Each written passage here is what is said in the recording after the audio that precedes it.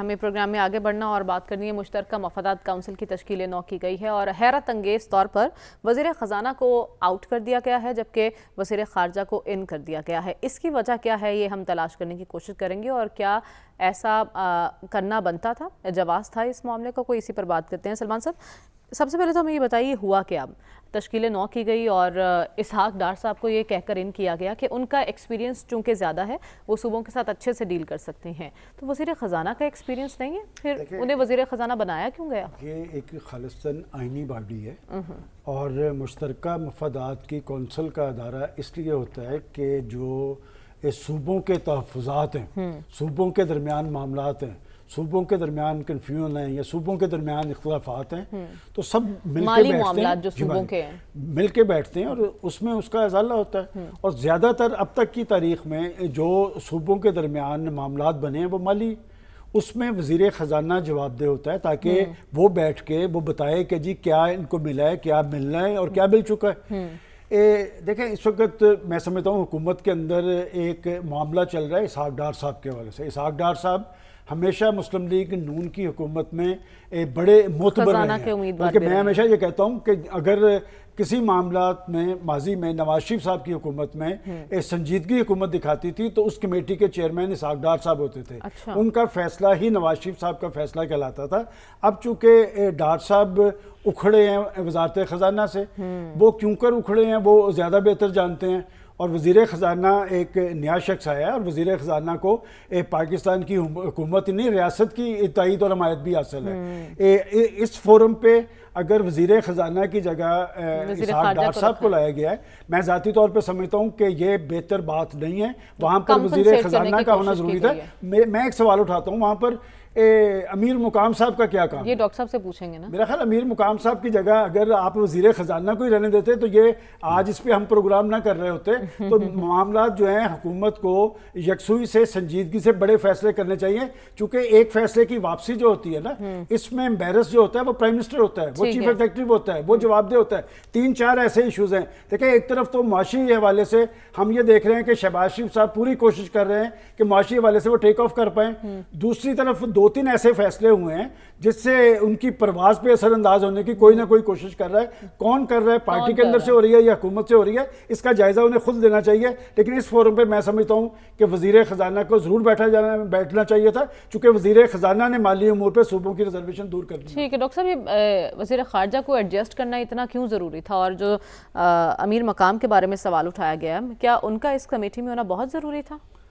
دیکھیے جہاں تک وزیر خارجہ یا ڈار صاحب کو اکوموڈیٹ کرنا ضروری تھا، وہ اس کی وجہ ہمیں پتہ ہے۔ کیا ان کا تعلق ہے، یہ جو ہے نا ایک لیول کی قبولیت ہے جو کہ اس فیملی کے اندر ہے، جو پنجاب کی رائل فیملی ہے۔ تو میرے نزدیک یہ بہت ہی غیر دانشمندانہ فیصلہ ہے، اس لیے کہ جو کونسل آف کامن انٹرسٹ کی ورکنگ کو اگر آپ اسٹڈی کریں، اس میں بنیادی طور پر صوبوں اور مرکز میں ایشو فائنینشل آتے ہیں، فائنینشل ایلوکیشنز کا ہے، اس میں فائنینس کمیشن کی جو ایوارڈ کے پیسے نہیں ملتے وہ شکایتیں آتی ہیں اور وہ آتی ہیں، اور یہ جواب فائنینس منسٹر کو دینا ہوتا ہے۔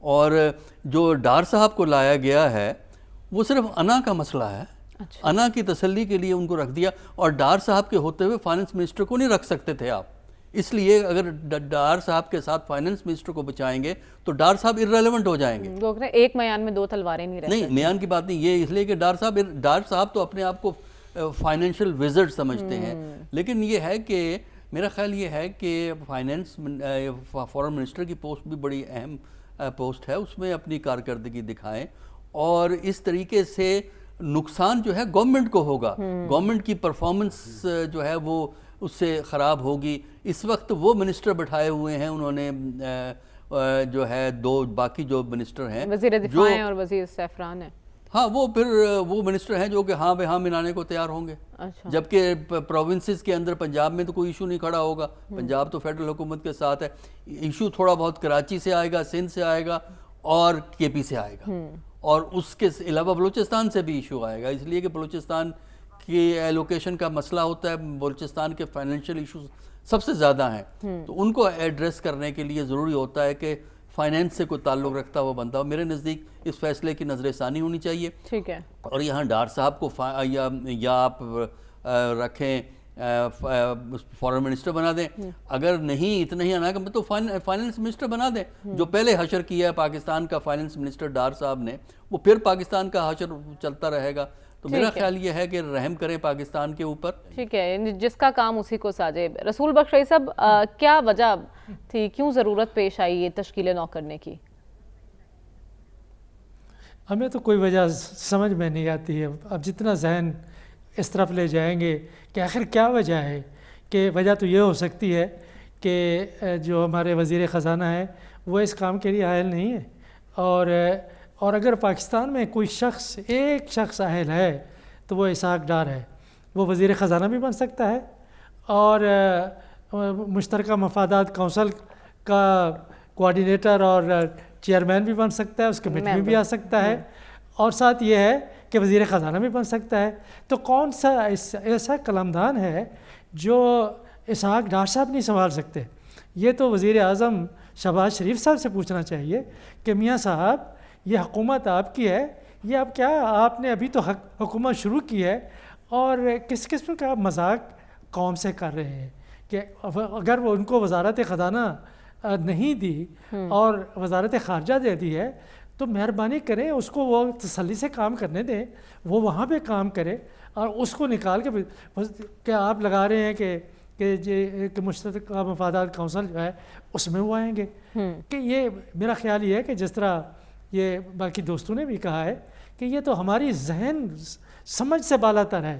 اگر اسی طرح سے فیصلے کرتے رہے تو یہ تو دعوے ہیں نا, روزانہ کہتے ہیں کہ ہم نے معیشت کو بحال کرنا ہے, ہم نے پاکستان کو دیوالیہ پن سے بچانا ہے, بچایا ہے.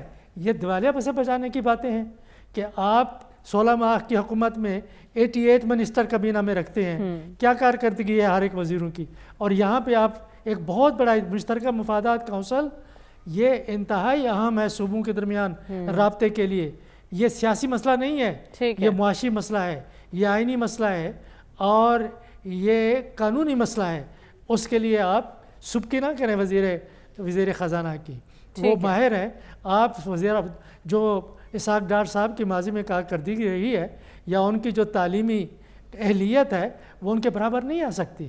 اور اس لیے میں سمجھتا ہوں کہ ایک اگر پروفیشنل آدمی کو وزیر خزانہ بنایا ہے پاکستان کی معیشت کی بحالی کے لیے, تو آپ ادھر ادھر سے جو عجیب و غریب قسم کے لوگ آپ لے آئے ہیں کابینہ میں, آپ وہ لوگ جو آپ کے ساتھ وہ بڑے آپ کے دست بایاں بازو تھے, وہ اس پنجاب کی حکومت میں ان کو آپ نے وزیر بنا دیا ہے, اور ان کا کیا کردار ہے, ان کے بارے میں کیا خبریں آ رہی ہیں. آپ کہہ رہے ہیں اسپیشلی ایسے معاملات میں فیصلے ہیں سوچ سمجھ کے لینے چاہیے, لیکن شافی صاحب کیا لگتا ہے آپ کو ایسے فیصلے کون کروا رہا ہے وزیر اعظم صاحب سے؟ مریم, پاکستان میں جب بھی کوئی حکومت بنتی ہے تو ہم یہی سوچتے ہیں کہ شاید اس سے گئی گزری اور اقربا پروری پہ مبنی حکومت دوسری نہیں بنے گی, لیکن جیسی کوئی نئی حکومت آتی ہے وہ الحمدللہ ہمیں مایوس نہیں کرتے اور پچھلی حکومتیں ہم بھول جاتے ہیں. اسحاق ڈار صاحب کی ایک ہی اہلیت ہے کہ وہ داماد جی ہے ایک بڑے گھر کی, اور ان کی جو ہے قبولیت ہے اس پارٹی کے اندر. باقی انہوں نے اب تک دامادوں کے گرد ہی بات گھومتی ہے نا, وہی چیزیں جو ہے انفلوئنس کرتی ہے. سمدھی اور داماد ہی کا قصہ ہے, کہیں پہ کوئی سمدھی لگا ہے تو کہیں پہ کوئی داماد ہے, تو یہی ان کی واحد وہ سمدھی اور دامادوں کی ہی اہلیت یہاں پہ مسلمہ ہے, اور اس سے پہلے ان کی ہم نے کارکردگی دیکھ لی تھی. دوسری بات یہ ہے کہ اگر وزیر اعظم صاحب یہ بتا سکتے ہیں کہ یہ جو وزیر خزانہ صاحب لے کے آئے ہیں کیا ان پہ ان کو اعتماد نہیں ہے. ہم تو اسی بات پہ معترض تھے شروع میں کہ ایک انجان آدمی کو آپ نے, ایک غیر سیاسی آدمی کو ایک اہم قلمدان سونپ دیا ہے, تو ہمیں تو مسلم لیگ نون نے یہی بتایا کہ وہ بہت قابل ہے, وہ پاکستان کی معاشی جو مسائل ہے اس کا حل ان کے پاس ہے.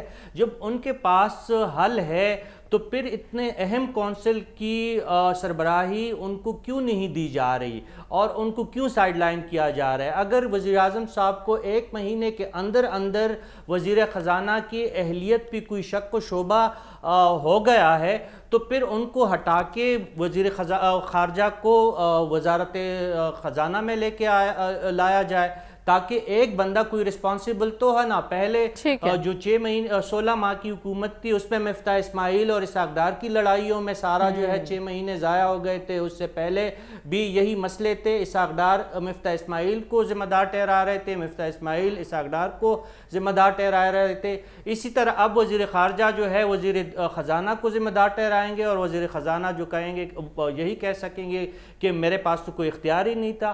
تو ایک با اختیار شخص اور ذمہ دار شخص ہونا چاہیے جو پاکستان کا اصل مسئلہ ہے معیشت کا, اس کے لیے وہ قوم کے سامنے بھی جواب دہ ہو, کابینہ کے سامنے بھی جواب دہ ہو. اگر اس طرح کا کھلواڑ جاری رہے گا تو پاکستان کی معیشت پھر IMF کی ٹیکوں سے بھی یہ جو ہماری جو معیشت ہے یہ مزید بیٹھ جائے گی. جو اس وقت وینٹیلیٹر